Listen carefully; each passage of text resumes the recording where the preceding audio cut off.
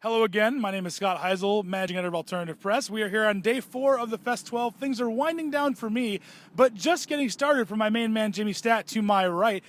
Jimmy sings in a band called Polar Bear Club, and he just got to Fest, what, a few minutes ago? A couple hours ago. I rolled in at about 4 a.m. this morning. Yeah. Okay, all right. So what took so long to get here?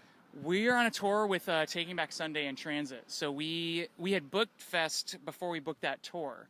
And then we got that tour and we talked to Tony and we were like, can we still play Fest somehow?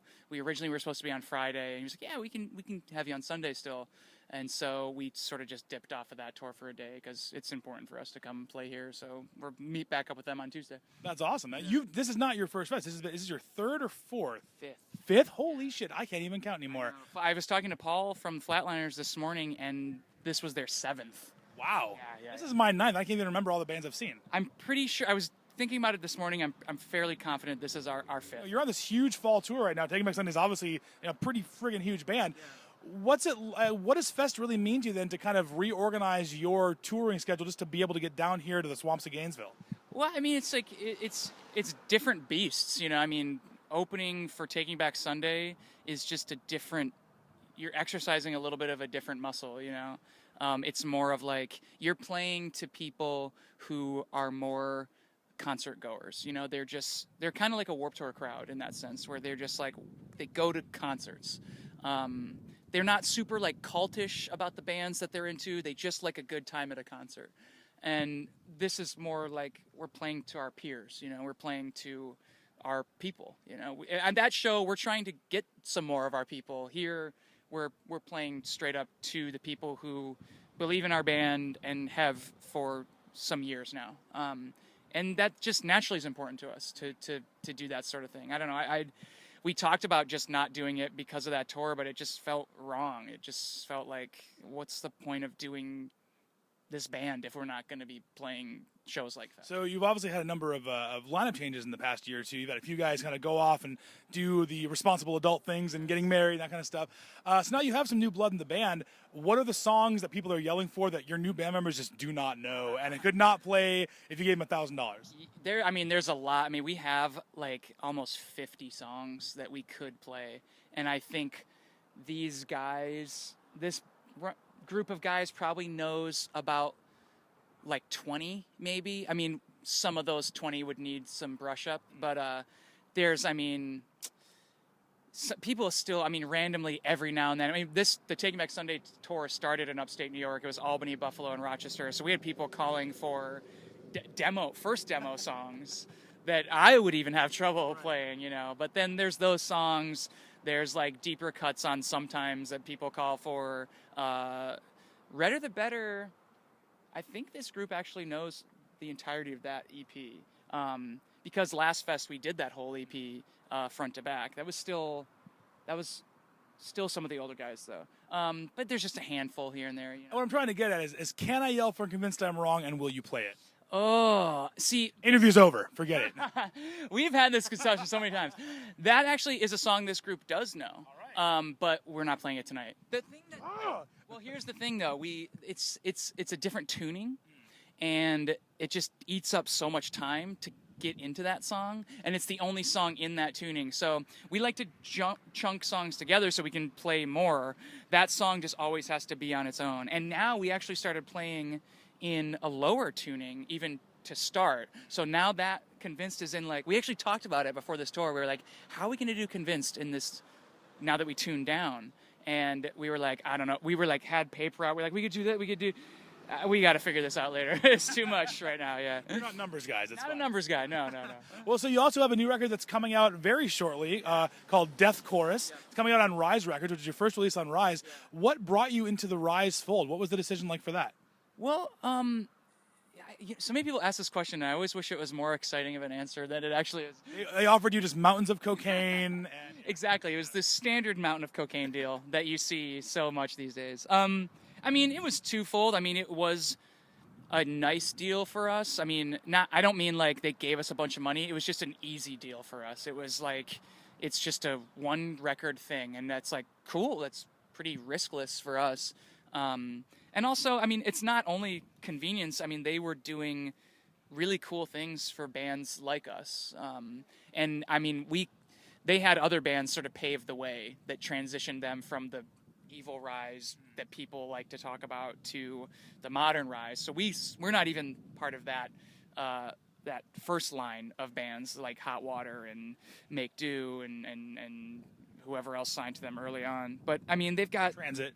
The band you're on tour with. Oh yeah, Transit and Man Overboard, but you know, now it's like they've got 7 Seconds, they've got Face to Face, they've got Dave House, they've got all the bands I just said. It's like and they were doing cool things for those bands, and it was really just like we would fit there, you know. So when you're making that record, did you make that record label-less, or did you know where it was going? When you were writing those songs, did you have an idea that it might be toward a certain audience? Because obviously Bridge 9, your former label, hits a different, group of people than Rise does. Even though Rise has been branching out, it still reaches different people. So when you're doing those things, do you think about songs in that aspect, which is where does this song fit? Who does it appeal to? I don't really, and it might even be a fault. I mean, we've never really, even when we were on Bridge 9, all we ever did was make records that we wanted to make. And we almost kind of were proud of the fact of maybe making the label weird about it, you know, but they never were. You know, we always thought like when we were making Hamburg and Clash, we almost thought like, man, they're not going to be into this. And they were.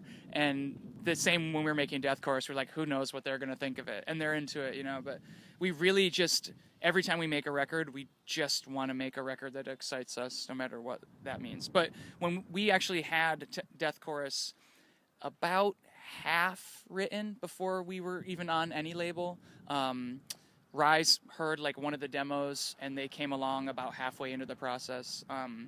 Going into the studio, we had them, of course, but we were writing like really intensely for a good 3 to 4 months before their name was even in the mix.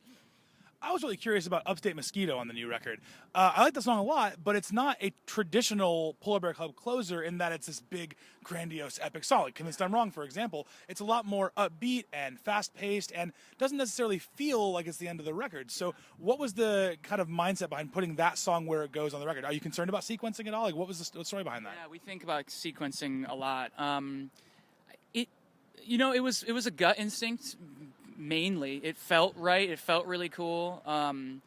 Because what's so interesting, why I like that song so much, is because at face value, it is an upbeat pop song, but it's almost 7 minutes long.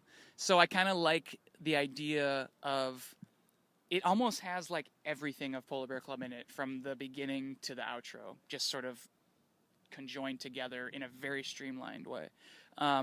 But I liked it also in the sense that a lot of the record, apart from maybe one song, is pretty like start, here's the song, stop.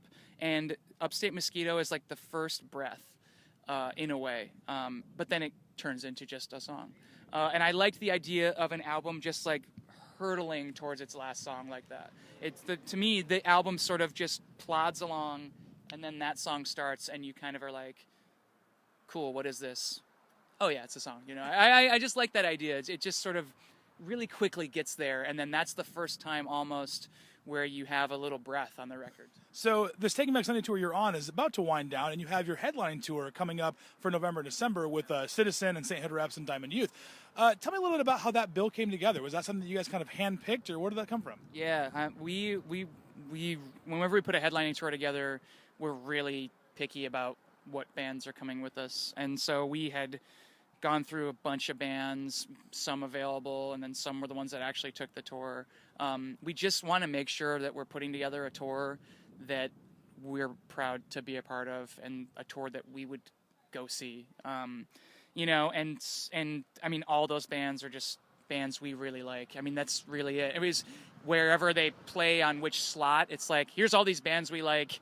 We sort of are like, talk to managers and agents on like, where should they be on this bill? And they're like, well, this band should probably be here and this be here. I'm like, cool, it sounds great. You know, just show up early, watch all of them, because they're all good. Yeah, that's the best thing, is that it's a great tour where all 4 bands are solid. So this headlining tour will be the first time that a lot of the Deathcore songs will probably get their first kind of public airing out. Yeah. Is there one in specific that you're either really excited about playing, or conversely really nervous about playing?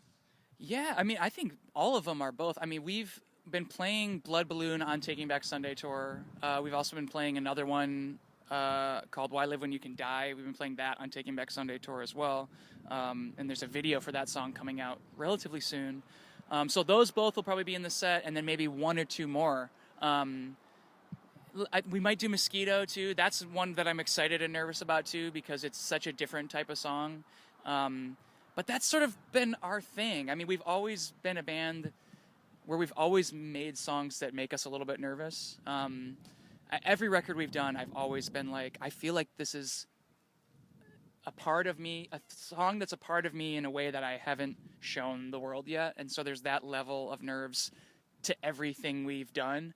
Eventually it all settles in, and to me it just all melds together now in my mind as Polar Bear Club. But I remember when Clash Battle Go Pride came out, it was the same thing. I mean, with a song like Pawner, I was like, we even talked about like when we would start playing that, if we should start playing that song on regular tours, or we should save it for like a deeper cut on a headlining tour. And we play that song every night now, and it just seems like a regular PBC song now. But I remember I felt the same exact way about that song that I do about the Deathcore songs now.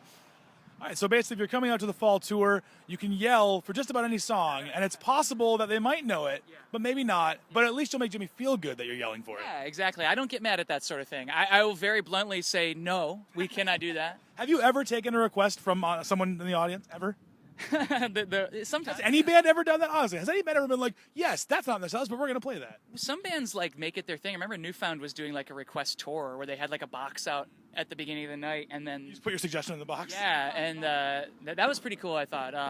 But yeah, every now and then, like, well, if someone's like, hey, can you play that song? I mean, never on like a support tour, because we can't be on stage for that long. But if we're headlining and someone's like, hey, play that song, and it's not in the set list already, and we can play it, we'll just be like, sure, we'll play it. All right, well, Cleveland is November 12th, I think, or November 14th, like that. So, convinced I'm wrong. You can open and close with it, and then for the encore, come back out and play it in the Spanglish version. Yes. Just try to, jazz it up a little bit. Jazz it up for the encore. Yeah. I would think so. All right, well, that's it for me here with Jimmy Stadt at Polar Bear Club. We are here at Lovely Fest 12. It's not raining, which is very nice, and we are signing off, so take care.